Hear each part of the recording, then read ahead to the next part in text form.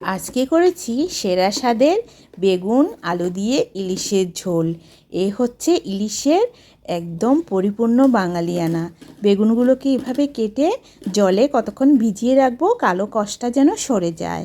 তারপর আমি এখানে কড়াইতে সরিষার তেল দিয়েছি। বেগুনগুলোকে লবণ হলুদ দিয়ে একটু উল্টিয়ে পাল্টিয়ে হালকা ভাজা করে নামিয়ে সাইডে রেখে দেবো। বেগুনগুলো নামিয়ে নিয়েছি।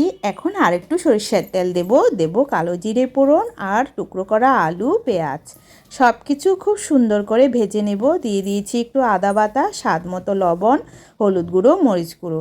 খুব ভালোভাবে মশলার সাথে আলুটা কষিয়ে দিয়ে দেব জল দিয়ে এখানে আমি টুকরো করা মাছের ডিমগুলো আগে দিয়ে দিয়েছি ভালোভাবে সেদ্ধ হওয়ার জন্য।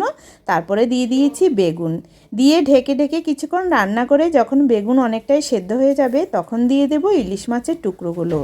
ইলিশ মাছের টুকরোগুলো দেওয়ার পরে আবার ঢেকে কিছুক্ষণ রান্না করে ধনিয়া পাতা দিয়ে নামিয়ে নেব। দারুণ এই ইলিশ বেগুন আলু দিয়ে এই ঝোল।